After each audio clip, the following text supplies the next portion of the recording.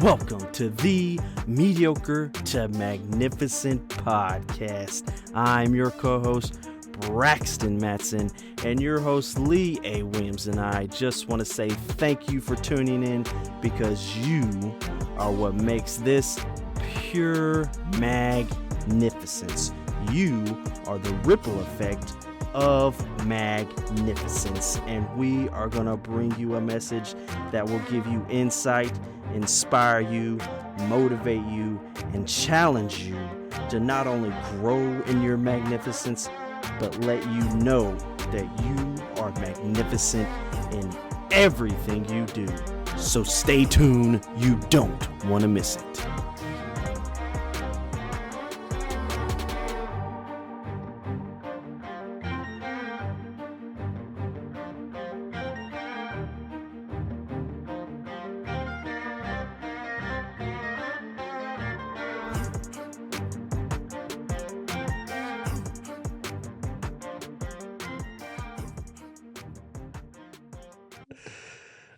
Lee, man, Yes, we are here. We are. We are here. And we are in the 3-part series, man. We're in the series, man. We had the first one.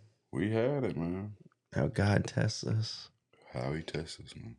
No, that's a good one. Yeah, it was good. It was good. I think the next two kind of like it builds onto Oh, that. really? I think it does, man. Oh, builds onto the It really does. Yeah. It really does. Because I think it does. They're so tied together. Yeah. They almost mix together, and that's kind of where you have to kind of figure out what's what. Yeah. So, like, what's the one we're talking about today? Man, today is tempted by Satan. Yeah. Why you say right? No, because I go straight to the one where 40 days in the wilderness, like Jesus. Oh, of course. Being tempted. Yeah, of course. Like that's a big. That comes up. Big one. That's gonna come up in my examples, really. Yeah. Mm-hmm. But most temptations fall into one of three categories, man. Listed in 1 John 2:16. Perfect. The lust of the flesh, the lust of the eyes, and the pride of life. That's it. What do you think? That's exactly. I had that first on my list. Did you? John 2:16. That's what we're supposed First to. John we're supposed to 2:16. talk about it, man. That is it, man. Yeah. So when you can expound on that? Or? Well, I think when I was looking at it, and this kind of can go with the whole thing, but you know the screw tape letters? The screw tape letters, yeah. This is so perfect for this, man. Okay, all right. No, it is, because I was like, one of the things I looked at is like when he's talking to Wormwood. He says, "Do not be deceived, Wormwood. Our cause is never more in danger than when a human no longer desiring, but still intending to do our enemies will looks around upon our universe, from which every trace of him seems to have vanished, and he asks why he has been forsaken and still obeys." And still obeys. So it's like the temptation comes, and you're like, it reminds me of Job in a way. Oh yeah, that's Job. You know, that's where that came from. Exactly. They might have switched it up, so right. They want to say, but that's just Job story. Exactly. And it's like all this stuff happens, and you get tempted, and you're like, and all this stuff's going on. Yeah.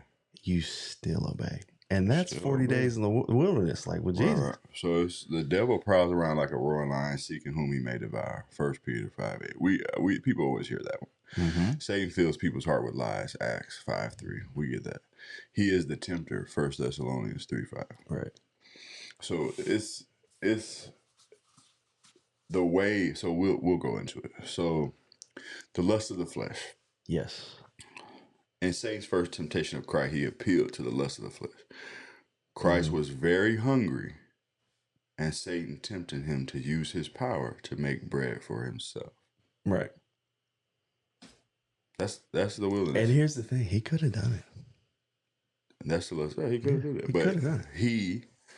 The way he was able to combat the circumstance and situation in Satan's house of time, he was able to point blank say, "Man can't live by bread alone, but by every word that proceeded out of the mouth of God." Mm-hmm. So you have to know scripture. If you don't think for 1 second that Satan doesn't know the scripture. Right. I mean, he used it. Yeah. But he used it in a way to, I know we always jokingly saying, and we don't want to like make it this a joke, but right. Sometimes in the languaging, especially me talking to my wife, we say like, well, you won't surely die. So you have to see like what's the context and what's the energy and what's the circumstance that he's saying you won't surely die. Right. So is he saying right then in that instance, or is he saying, what is he saying? But if you don't know the word to be able to cross-reference to go back to it, right, you just going for right. Oh, you'll be fine if you do it right now.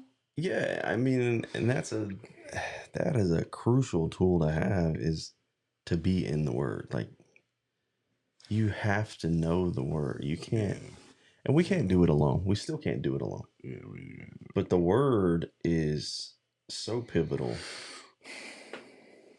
to being able to decipher that when you're being tempted. And I feel like the Spirit too.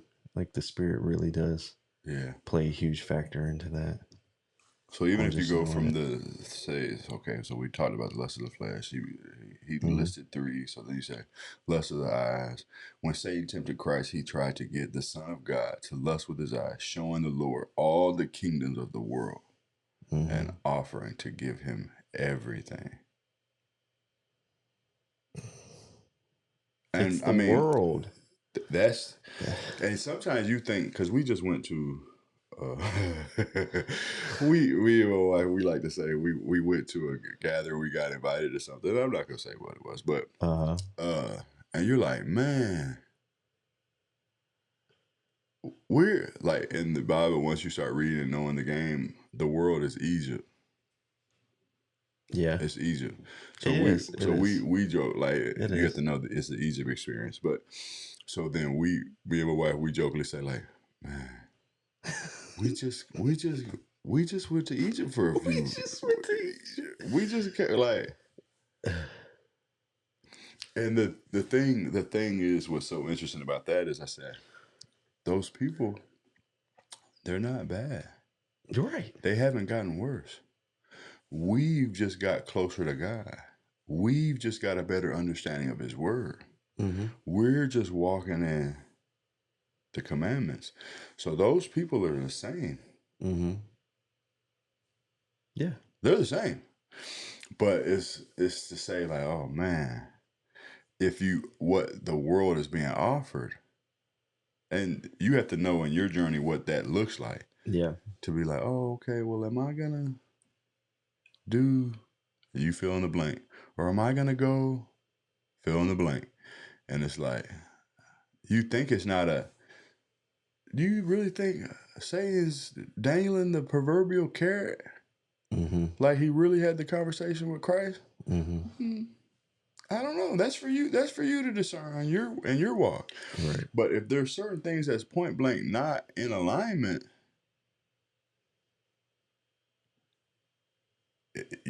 is it of the world or is it of the?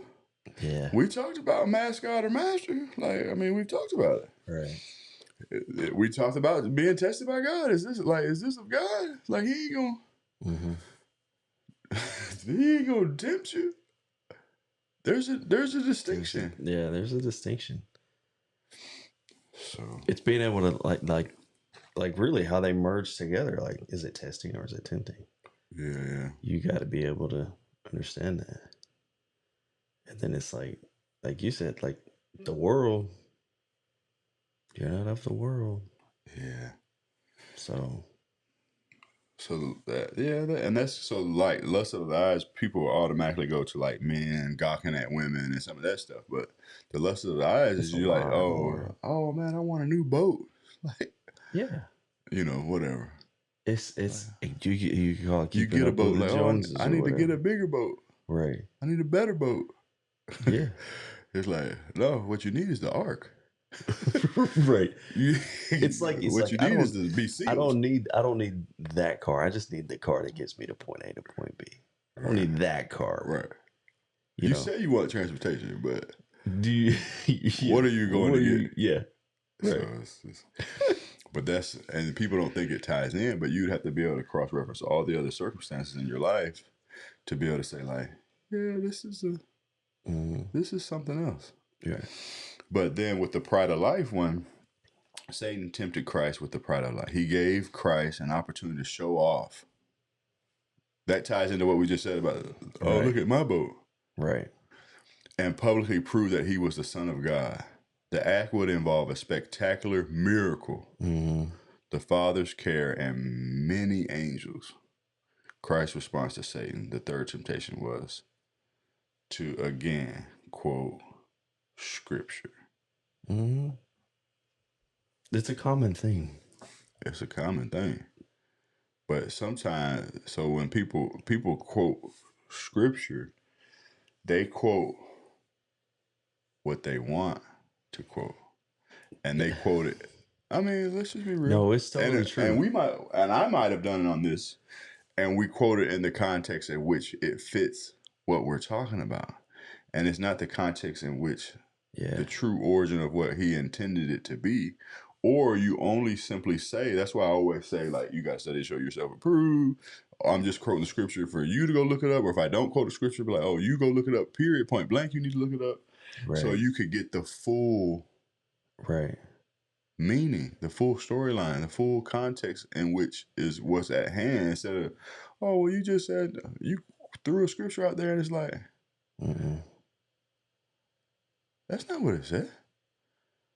That's not the totality of what's at hand right now. So, but the thought process, we tend to give more consideration to pleasing other people than to pleasing God. Yeah, and that's where that's where he ends up playing with us. Because I feel like some of that is when it talks about the pride side of it.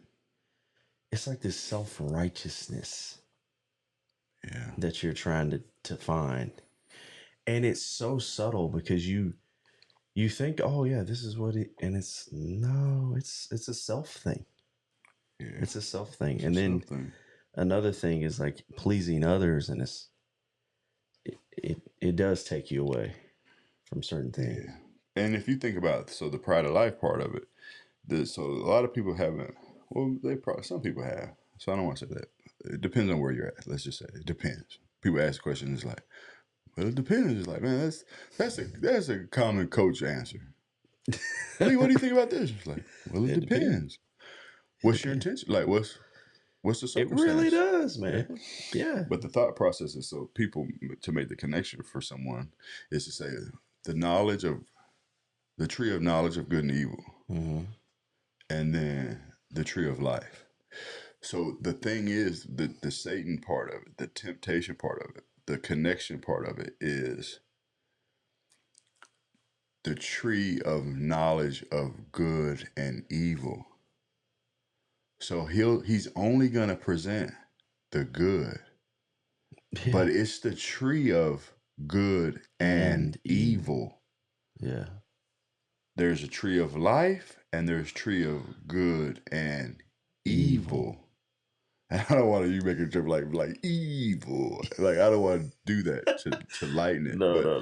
That's the scene. That seemed like that's the way it went. But the thought process still in lines to say he switches it, and he only show you the good, but it's the tree of good and evil. So once you take the fruit, you experience the death. That's just it. Yeah. So you have to get to the point in your journey and your walk is saying, I'm only wanting to eat from the tree of life. Even though this might be good, there's evil to it. Because that's what comes from that tree. Yeah. So we're out here playing these games and and then we cross reference it and you say, if you simpler term for someone listening, because we're teaching someone's listening and getting taught. So it's fine. But the thought process is saying, hey, if you're eating from the tree of good and evil, you're not eating from the tree of life. So it's basically saying you're being tricked by Satan, tempted by Satan. The tree of life is God. Only God. Right. So it's anything else, even though it might be good, fall short of the glory of God. It's just a different thought process. Right. So Satan tempts us in many ways, but we are not unaware of his schemes. 2 Corinthians 2:11. We know he masquerades as an angel of light. 2 Corinthians 11:14. Trying to make evil look good. Didn't I just tell you that? Yeah. We know he manipulates with false guilt, exploits natural weaknesses, and twists scripture. We know it. We know he deceives and distracts and destroys. He has many fiery darts, but they are all quenched with the shield of faith. Ephesians 6:16. I'm like, somebody have to do a Bible study off this. I mean, people have to go. They're gonna have to go because there's just so much. There's a lot. There is a lot. We can overcome the temptation of Satan because the one who is in you is greater than the one who's in the world. 1 John 4:4. I mean, this is just. That's that, man. That right there. Did you hear that, man? Like, it just basically summarized everything you just talked about. Yeah. Masquerades as an angel of light. I've even heard stories of, like, you know, when people had the near-death experience and all that. Like, it's like, oh man, I saw the light, and it's like, no, I've heard. Like, which one was it? This masquerading as an angel of light? You saw that? Yeah, that's the thing. It's like I've never experienced it. Yeah, but it's like, okay, it's like, and I'm not saying like whether the person was. I'm just saying masquerades as an angel of light, trying to make evil look good. Right. If a person is willing to humble themselves, and that's what it comes down to, and to really sit back and say, okay, what am I a part of? What do I associate with? What shows do I watch? What movie? What music do I listen to? What games do I play? Whatever, however you want to go about it. What foods do I eat? What's my language like? How do I speak? And you'll understand and say, man, I'm trying to make evil look good. Yeah. Like, I'm on that team. And that's why when I go back to the conversation me and my wife had, it's like, man, those people ain't no worse. It's just it's the level. We're not doing the lust of the flesh, the lust of the eyes. Yeah. We're out of the pride of life. Like, so it's the shift. So it's not to say like, oh, well, because, people can feel like, well, you think you're holier than thou, or you're coming from a place of, oh, holier than, you've heard that, right? Oh, holier than thou, look at me. It's like, no. I can see if a person that doesn't know me and comes into me, is like how we did the podcast. Oh, Magnificent looks a certain way. It looks different. Like, oh, and it's like, man, look at you. You sure do look healthy. And it's like, I mean, from the tree of life. Yes, there's a different deal to it. I'm not eating from the tree of good and evil. Yeah. There's good on that, but there's evil too. Right. And it's not good or evil. It's good and evil. So if you know literature, literary terms, like in order for you to get this off this tree, you got to get that too. You get that too. Yeah. It's and. It's not or. Yeah. So it's so funny. But yeah. So the journey ends up being like, man, to think like, okay, well, he was able to bring me to the place. Yeah. At a time such as this, in this moment, knowing my background, knowing where I come from, knowing how I've fallen short. And to say, to go back and be willing to say, like, well, we got to help them. Like, we got to play our part. Like, we got to be watchmen on the wall because, God forbid.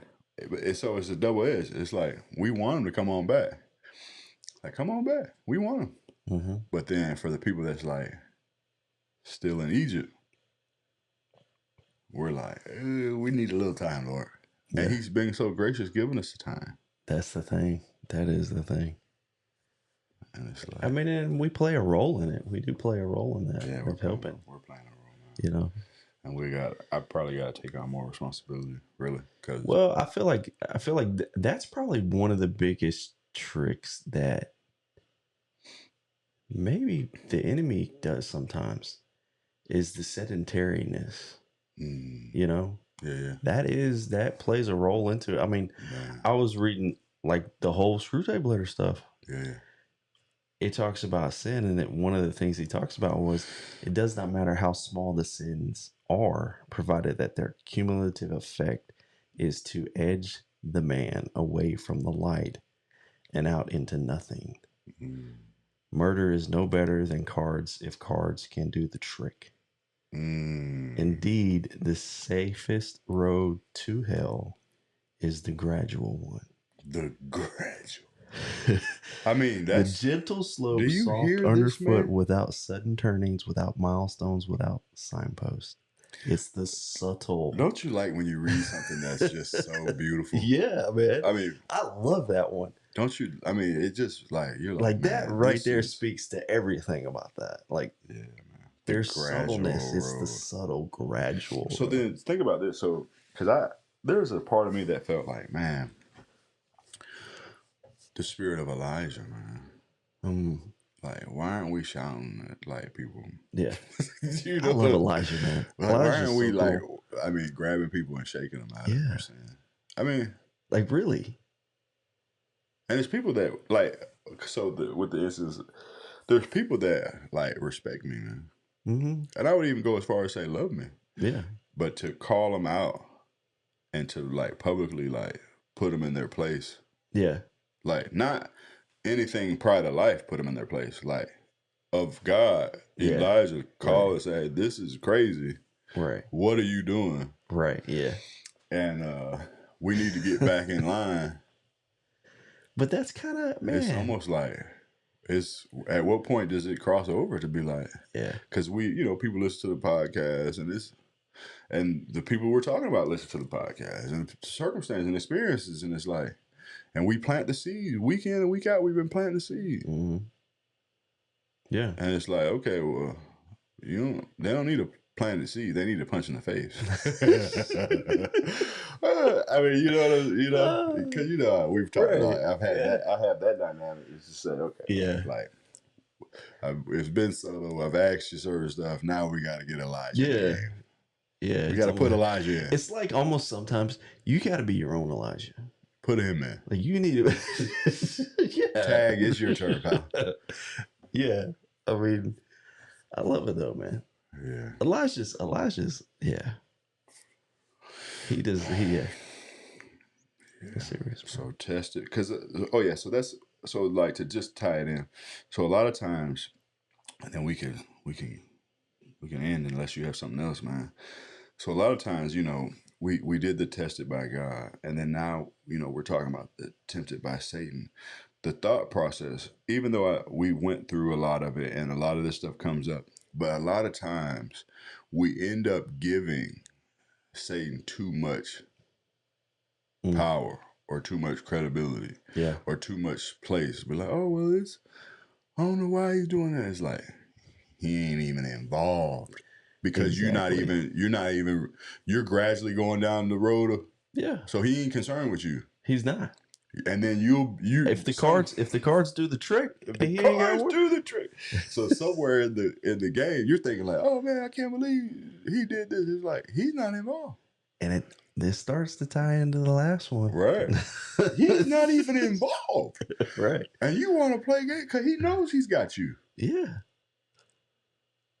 I mean, man, these things tie together so much. And you're like, man, I can't believe it's a fiery dart. Like that didn't come from him. No. There's no need for him to the dart was already there, You're man. eating from the tree of good and evil. Yeah. He already knows he got you. Yeah. You're buying bows, not arcs. Right. Look. You like that? Oh, I love it, man. Yeah, right. You should have got the you should have put the shirt on, man. Yeah, well, that was probably that was spirit led the way that came up. Right. But what he's talking about is I have a shirt that literally says burning ships, building arcs. So I know people can think and tie it into saying, okay, well, Cortez ordered his men to burn the ships because there's no retreat. We have to succeed. So I thought that. It was like, okay, I like that. Like, we got to succeed part of it. But the thought process of connecting it is like, you're burning ships to say, okay, building arcs, that's really getting in with what God has in store for you. Yeah. And then there's a great connection with the ark as far as being sealed by God. Yeah. Because the way I like to depict it and tell the story is who closed the ark up when all the animals and the Noah and his sons got on there. Who closed it? Right. So God closed that. And God was the one that could open it. Ark when the flood time. So that's the epitome of being sealed by God. So that's what we're talking about here. So when I joke and say, oh, we're buying boats instead of buying arks, it's because you're getting the boat is of the world. That's the mark of the beast. And the ark is the seal and being sealed by God. So that sometime might have came in this light, oh, like you buying a boat. But it's deep. It's very deep and it's very intentional. And there's something at hand. There's something at stake. Mm-hmm. And what's at stake is your soul. You need to get sealed. Look up, Google what being sealed by God is, and quit being tempted by the enemy. Right, really. And that's going to go right into what our next one is. Right into the next one. The third one is, I'm going to go ahead and say it so people, ears peaked. Get ready. Get ready to listen so you come on back. You're getting tricked by yourself. Tricked by yourself. Tested by God, tempted by Satan, and you being tricked by yourself. And you blaming it, and you're blaming it on Satan. And you asking, where's God at? Yeah.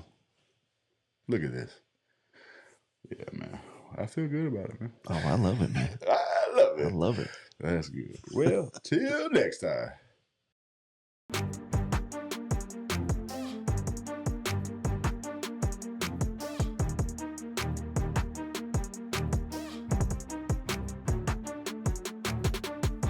This is your co-host here, Braxton Matson, and Lee and I just want to say thank you so much for tuning into this episode. We hope you've enjoyed it just as much as we did making it, but we couldn't do it without you. So please hit that like button, leave us a rating, leave us a review. Let us know what topic or subject that you would like us to talk about in your journey from mediocre to magnificent. But most of all, share it. Be the ripple effect of magnificence and know that you are magnificent in everything you do. Till next time.